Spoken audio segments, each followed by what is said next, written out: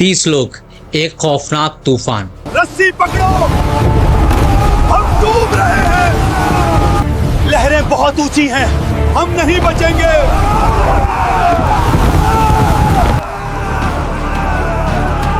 फिर अचानक उनकी कश्ती समंदर की लहरों में गायब हो गई और जब आंख खुली तो सामने एक भयानक जजीरा था, एक ऐसी जगह जहां इंसान का कदम आज तक नहीं पड़ा। और वहां उनके सामने थी एक अजीब मखलूक। मैं अल जस्सासा हूँ, उस इमारत में जाओ, कोई तुम्हारा शिद्दत से इंतजार कर रहा है। अंदर जाते ही सब चौंक उठे। सामने एक खौफनाक वजूद था, जंजीरों में जकड़ा हुआ। उसने अपना सर उठाया। सुनो, मैं मसीह दज्जाल हूँ, मुझे निकलने की इजाजत मिलने वाली है। अस्सलाम वालेकुम अज़ीज़ दोस्तों, आज हम तारीख़ के उन वाहिद शख्स का वाक़या जानेंगे जिन्होंने अपनी आँखों से दज्जाल को देखा था। क़यामत का सबसे बड़ा फितना जिसे हर नबी ने अपनी उम्मत को आगाह किया। और सबसे अहम बात, हमारे प्यारे नबी सल्लल्लाहु अलैहि वसल्लम की वो कौन सी नसीहत है जो हमें इस फितने से महफूज रखेगी। Somewhere in the Mediterranean Sea. ये वाक़या शुरू होता है समंदर के खौफनाक सफ़र से। अज़ीज़ दोस्तों, सहाबा तमीम अद-दारी रज़ी अल्लाहु अन्हु, जो उस वक्त एक ईसाई आलिम थे, वो अपने 30 साथियों के साथ एक कश्ती में सवार होते हैं। सफ़र आम था, मगर अचानक समंदर बिफर गया। लहरें पहाड़ बन गई। एक या 2 दिन नहीं, पूरे 1 महीने तक वो 30 लोग समंदर में भटकते रहे। मौत उन्हें हर लहर के साथ अपनी तरफ खींच रही थी। और फिर सूरज ढलने के वक्त समंदर ने उन्हें खौफनाक सुनसान टापू पर फेंक दिया। वहाँ उनका सामना अल जस्सासा से हुआ, एक ऐसी अजीब मखलूक जिसके जिस्म पर इतने बाल थे कि चेहरा कहाँ है और पीठ कहाँ, कुछ पता नहीं चल रहा था। तुझ पर अफसोस, तू क्या चीज है? मैं अल जस्सासा हूं, उस इमारत में जाओ, कोई तुम्हारा शिद्दत से इंतजार कर रहा है। उस मखलूक के कहने पर जब वो उस वीरान इमारत के अंदर दाखिल हुए, सामने खौफनाक वजूद दज्जाल था, जिसके हाथ गर्दन से बंधे थे और पैरों में भारी बेड़ियां थी। वो जंजीरों में जकड़ा हुआ था। दज्जाल ने फिर तमीम अद-दारी रज़ी अल्लाहु अन्हु से कुछ सवाल किए, जिसका जिक्र हमें हदीस में मिलता है। तुम लोग कहां से आए हो? हम अरब के रहने वाले हैं। समंदर ने हमें यहाँ फेंक दिया। मुझे बताओ, बैसान के खजूर के बारे में, क्या उन दरख्तों पर अभी फल आते हैं? हाँ, उन पर फल आते हैं। जल्द ही उन पर फल आना बंद हो जाएंगे। मुझे तबरिया की झील का बताओ। हाँ, उसमें बहुत पानी है। वो दिन करीब है जब उसका पानी पूरी तरह सूख जाएगा। मुझे जुखर के चश्मे का बताओ। हाँ, लोग उसी से खेती करते हैं। और फिर दज्जाल ने उनसे वो सवाल किया जिसने तमीम अद-दारी रज़ी अल्लाहु अन्हु को पूरी तरह चौंका दिया। अब मुझे नबी अल-उम्मी का बताओ, जो मक्का में पैदा हुए। वो मक्का से निकलकर मदीना आ चुके हैं। लोगों ने उनकी इताअत कबूल कर ली है। सुनो, मैं मसीह दज्जाल हूँ, मुझे निकलने की इजाजत मिलने वाली है। मैं जमीन पर निकलूंगा और 40 दिन में दुनिया का कोई शहर, कोई बस्ती नहीं छोड़ूंगा सिवाय मक्का और मदीना के। वहां फरिश्ते मेरा रास्ता रोकेंगे। उसकी दहशत से उनकी रूह कांप उठी और वो जान बचाकर अपनी कश्ती की तरफ दौड़ पड़े। और अल्लाह सुब्हाना ताला की मदद से जो समंदर उन्हें भटका कर लाया था, वही उन्हें वापस अरब के साहिल पर ले आया। इस खौफनाक वाक़ये ने तमीम अद-दारी रज़ी अल्लाहु अन्हु की दुनिया बदल दी थी। एक ईसाई राहिब जिनको हक समझ आ चुका था। कुछ वक्त बाद वो सफ़र करके मदीना पहुँचे। नबी करीम सल्लल्लाहु अलैहि वसल्लम की खिदमत में हाजिर हुए, कलमा पढ़ा और इस्लाम कबूल कर लिया। और फिर जब तमीम दारी रदी अल्लाह अन्हु ने भरी मजलिस में ये पूरा वाक़या नबी करीम सल्लल्लाहु अलैहि वसल्लम को सुनाया तो आप सल्लल्लाहु अलैहि वसल्लम ने फरमाया, तमीम की बात मेरी बातों की तस्दीक करती है, दज्जाल हकीकत है, वो कैद है। जब वो जंजीरें तोड़कर बाहर आएगा तो आखिर दिखेगा कैसा?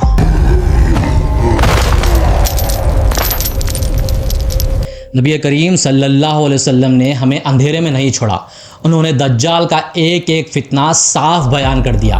वो एक इंसान है मगर शैतानी ताकतों के साथ। सही बुखारी और सही मुस्लिम के मुताबिक वो एक जवान मर्द होगा, जिस्म भारी और रंग सुर्खीमई यानी रेडिश होगा। उसके बाल बहुत घने और सख्त घुंघराले होंगे, मगर उसकी सबसे बड़ी पहचान उसकी आँख होगी। दज्जाल एक आँख से काना होगा, उसकी दाएं आँख इस तरह उभरी हुई होगी जैसे अंगूर का दाना, दूसरी आंख पर एक मोटा निशान होगा। नबी करीम सल्लल्लाहु अलैहि वसल्लम ने अपनी उम्मत को आगाह करते हुए फरमाया, तुम्हारा रब काना नहीं है, दज्जाल काना है।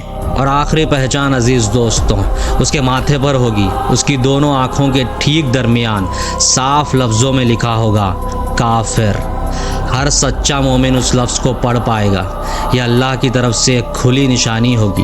लेकिन याद रखिए अजीज़ दोस्तों, दज्जाल अपने शक्ल से नहीं अपने फितने से दुनिया को तबाह करेगा। एक ऐसा फितना जो इंसान के ईमान को ज़िंदा जला देगा। दुनिया अपने सबसे बदतरीन दौर से गुजरेगी। लगातार 3 साल आसमान से एक बूंद बारिश नहीं गिरेगी, ज़मीन बंजर हो जाएगी, लोग एक एक निवाले को तरस जाएंगे, भूख प्यास। और ठीक उस मौत के वक्त वो जाहिर होगा, एक हाथ में रोटियों का पहाड़, दूसरे हाथ में पानी की लहरें लेकर। देखो क्या तुम्हारा खुदा तुम्हें भूखा मारता है? मैं लाया हूँ तुम्हारे लिए रोटी, मैं तुम्हारा खुदा हूँ, मुझे सजदा करो। वो ज़मीन को हुक्म देगा और सूखी मिट्टी से फसलें उगने लगेंगी। वो आसमान को इशारा करेगा और बारिश बरसने लगेगी। जानवर दूध से भर जाएंगे।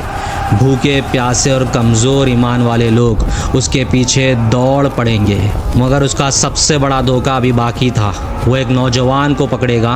ऐ नौजवान, अगर मैं तेरे मरे हुए माँ बाप को जिंदा कर दूं, क्या तू मानेगा मैं तेरा रब हूँ? उन्हें वापस ले आओ। दज्जाल के 2 शैतान उसके माँ बाप की शक्ल में उभरेंगे। इसकी बात मान ले। यही तेरा रब है। और वो बदनसीब अपना ईमान हार जाएगा। उसके साथ 2 नहरें चलेंगी, एक तरफ भड़कती हुई आग और दूसरी तरफ ठंडा मीठा पानी। लेकिन सही मुस्लिम की हदीस याद रखना अजीज़ दोस्तों, नबी करीम सल्लल्लाहु अलैहि वसल्लम ने हमें पहले ही बता दिया है कि उसकी आग असल में जन्नत होगी और उसका पानी जहन्नुम। जो मोमिन उस आग में कूद जाएगा वो सुकून पाएगा। उसका सफ़र सिर्फ 40 दिन का होगा, लेकिन पहला दिन 1 साल जितना लंबा, दूसरा दिन 1 महीने जितना और तीसरा दिन 1 हफ्ते जितना लंबा होगा और बाकी दिन आम होंगे। इन 40 दिनों में वो हवा की रफ्तार से दुनिया का हर शहर हर बस्ती रौंद डालेगा। उसके साथ 70,000 यहूदी सिपाहियों की फ़ौज होगी और उसकी सवारी एक बेहद खौफनाक गधा होगा।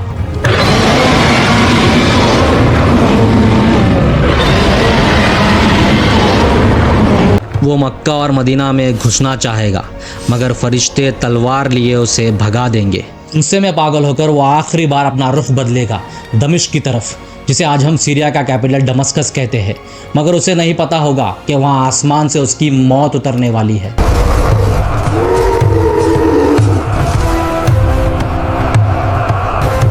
दमिश्क का शहर मुसलमान घिर चुके होंगे। बाहर दज्जाल अपनी फ़ौज के साथ खड़ा होगा। लगेगा कि सब ख़त्म हो गया है, मगर ठीक उस वक्त अजीज़ दोस्तों फजर की अजान होगी। आसमान फटेगा।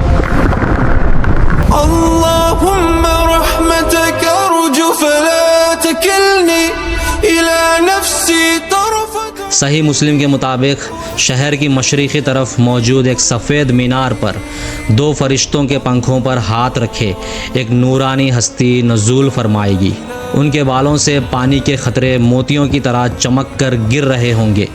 ये होंगे हज़रत ईसा इब्ने मरियम अलैहिस्सलाम। नमाज फ़ज्र के बाद किले का दरवाज़ा खुलेगा।